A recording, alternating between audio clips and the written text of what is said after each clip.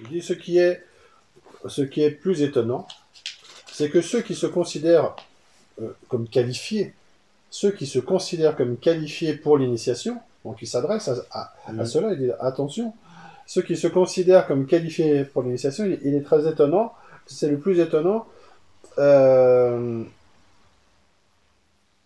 qu'ils puissent faire preuve d'une incompréhension qui au fond est comparable à la leur à ce sujet-là.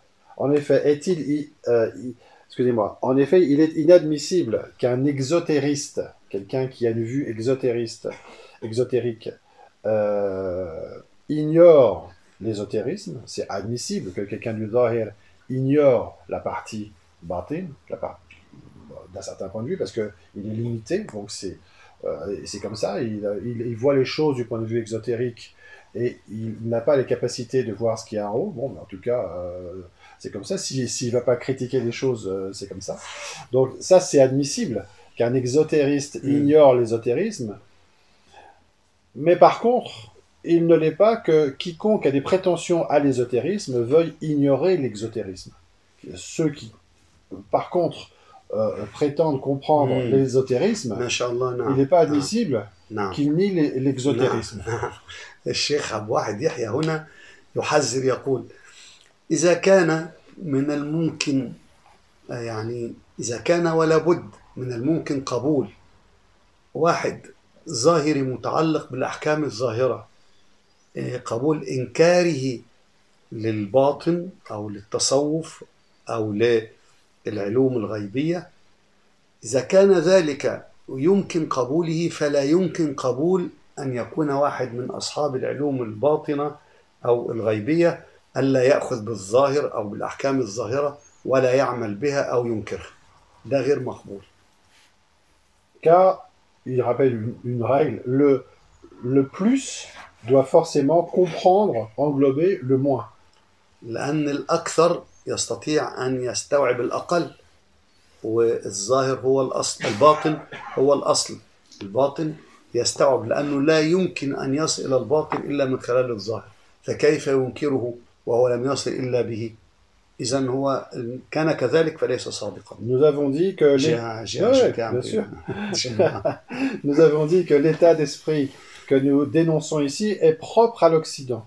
Nous avons dit le cheikh, que l'état d'esprit dont on parle ici, que nous dénonçons ici, est propre à l'Occident. En effet, il ne peut pas exister en Orient. Attendez, هو بقول الحقيقة الحكاية اللي احنا بننكرها هذه إنه ينكر الظاهر وينكر العمل بالظاهر دي حكاية خاصة ومرتبطة بالغرب حاليا. لكن en effet,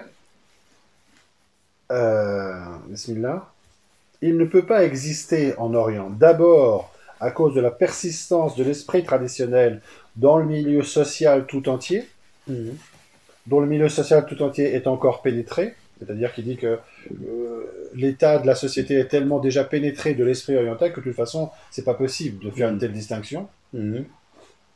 En Orient,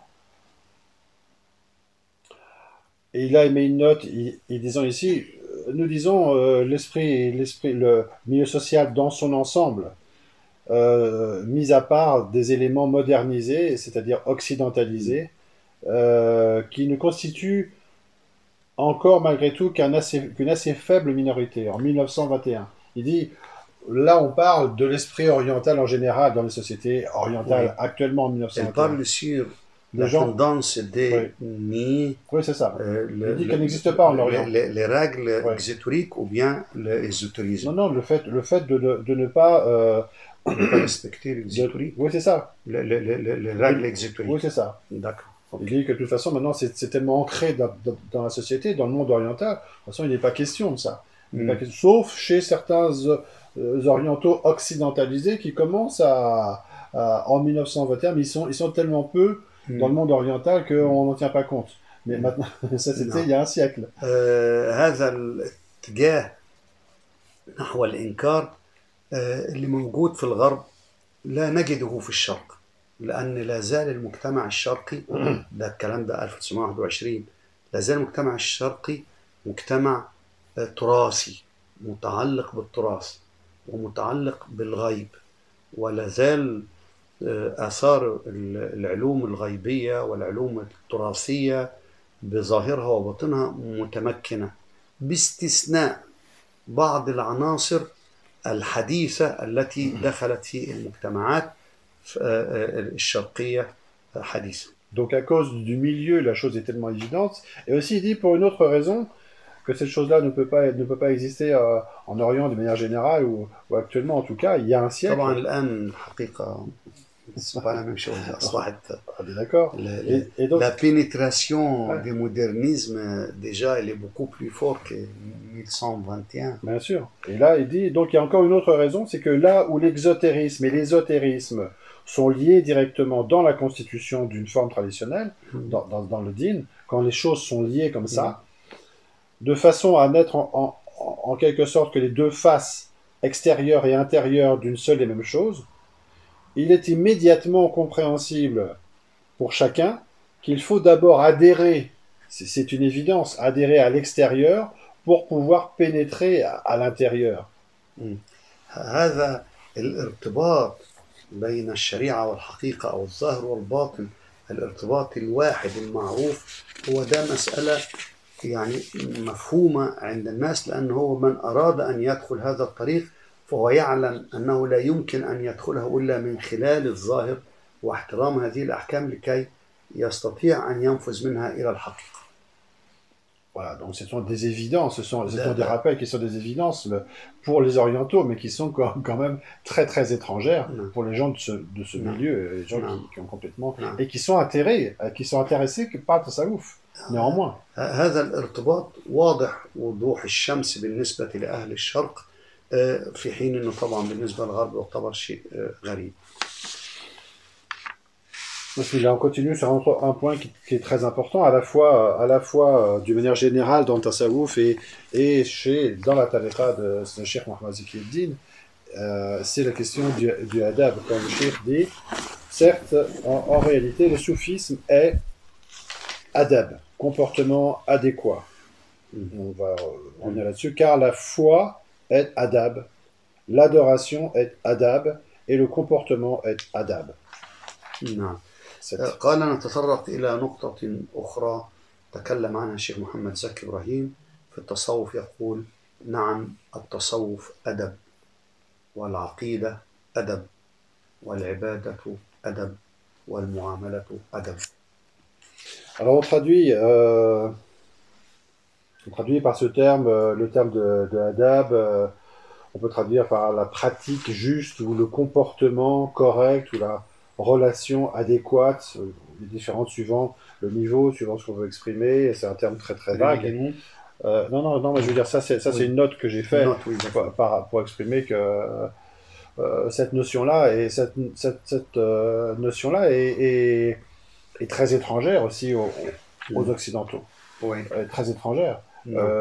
À titre personnel, si je peux me permettre, moi, quand je me suis intéressé à présenter certaines choses, je ne trouvais quasiment pas d'éléments traduits en français sur cette notion de adab. Il y avait un travail, peut-être deux, mais cette notion était, il y a une vingtaine d'années, complètement ignorée des gens qui s'intéressaient au tasawwuf, la question du adab. السيد محمد معلقا على ذلك يقول هذه نقطة في غاية الأهمية خاصة هنا في الغرب، لأن قضية الأدب في مجال حتى التصوف لا زالت يعني تكاد تكون غير موجودة. مفهوم هذا الأدب بصفة عامة غير موجودة. aussi dans le domaine du tasawuf aussi. Ah oui. وأيضا في مجال التصوف قليل لو وجدنا يعني فكرة الأدب لها جذورها أو أثرها في التصوف أو يعني عموما في التصوف أو في الغرب عموما. Malgré que c'était des gens qui avaient fait tout un travail d'orientation, de recherche dans le tasawwuf, qui avaient traduit des choses, mais c'était pas comparé à ce que c'est dans le tasawwuf comme une des bases les plus essentielles du tasawwuf en général et de la tariqa mohammediya. On est un peu étonné de voir de voir un tel déséquilibre. Et donc, Cheikh Abdul Wahid a insisté aussi sur cette notion-là. رغم جهود المتصوفة هنا وإقبالهم وبحثهم ودراستهم في التصوف، ولذلك كان شيء يعتبر يعني برضو مدهش شوية إن إزاي لم يستطيعوا أن يقفوا على هذه النقطة، وهو في الطريقة المحمدية يجب هذا عدم التوازن أو الاختلال في قضية الأدب إلى هذا الحد لا زالت. Mais bien sûr, c'est compris par rapport à cette tendance cartésienne de l'individualisme, Oui, qui était enracinée oui, dans l'Occident bien depuis 300 ou 300 bien ans. sûr. Hein. C'est Et, tout à fait. oui, bah oui, bah c'est cohérent de toute façon, mais c'est une réalité aussi C'est une réalité. qu'il fallait bien traiter, qu'il fallait bien insister pour que les Bien gens insister, comprennent bien la sûr. chose, l'importance. Non. Et c'est aussi, une sorte de matérialisme appliqué à l'intellectualisme. Non. On parlait de la question de l'intellect et de l'intellectualisme. Non. Bon, intellectuel, طبعا احنا bien. بنناقش ان Mais- هذا الكلام له مبرراته في الغرب، لان طبيعه الغرب كما قال ريني جينو ان الفلسفه، فلسفه ديكارت تلخص الحضاره الغربيه الحديثه. فلسفه ديكارت تقوم على نزعه اسمها النزعه الفرديه individualism. الفرديه انا، وانا هنا وراها اشياء كثيره. من هنا كانت قضيه الادب مشكله في هذا الامر. On va pas rentrer dans trop de détails, mais enfin, il faut savoir qu'en réalité, cette notion-là, elle est exposée par Cheikh Abdul Wahid dans un chapitre de son dernier livre, qui s'appelle L'être et le milieu. وهذه الفكرة أو هذه القضية، قضية الأدب، الشيخ عبد الواحد يحيى ناقشها في أحد كتبه من أواخر كتبه، وركز عليها كثيرا، اللي هي بعنوان L'être, الكائن، الإنسان يعني، والوسط الذي يعيش. Et donc, il montre en fait, il insiste sur cette notion que il y a nécessairement, quel que soit l'être, et quel que soit l'être, et quel que soit le degré de l'être dans son soulouk, des relations entre lui-même et le milieu dans lequel il se trouve. ويبين في هذا أن السلوك، من أراد السلوك يجب مراعاة ce qu'il veut l'initiation. Il faut qu'elle prenne en considération le rapport entre Oui, son soulouk et le milieu dans lequel elle se voilà, trouve. la règle générale, c'est qu'il y a une relation entre les deux. Donc le salik, il a intérêt, il a tout intérêt à être en harmonie, dans ses relations, dans ses relations avec les êtres, avec les événements, avec le milieu dans lequel il se trouve, parce que c'est un moyen pour lui de... Adam. Bien sûr, et c'est la définition du Adam. garantit cette homogénéité avec le milieu. يعني الشيخ أبو واحد بيقول هنا إن المفروض السالك يجب أن يكون في علاقة هرمونية، يعني علاقة تجانس وانسجام مع الوسط الذي يعيشه. هو طبيعي، لأن لكي يترقى لابد أن يكون كل الوسط ده متجانس ومتآلف، والذي يضمن هذا التجانس هو الأدب. فمن ثم أداة التصوف الحقيقية في السلوك لكي يسلك لابد من الأدب. Voilà, donc c'est fondamental dans la perspective du النشاز عن المليو handicap سير القافلة، handicap l'initiation de groupe. النشاز ça veut dire la non-harmonie. Oui, c'est ça, oui, bien sûr. Oui, c'est ça, oui. Avec le milieu, oui. Handicap. Oui, bien sûr, voilà, le développement et le développement et le progrès, bien sûr, dans le sens ésotérique, oui, ésotérique, bien sûr, hein. des groupes. Alors c'est justement le but des règles de Adab, c'est d'établir l'harmonie de l'être Non. par rapport à lui-même, par rapport à ses frères, par rapport aux êtres, par rapport à son Par shir, rapport à par Allah, rapport par rapport au au prophète, prophète, par par rapport- rapport à son Seigneur. Oui, bien sûr. Ou alors, qu'est-ce que c'est que l'adab si c'est Non. pas ça? Non.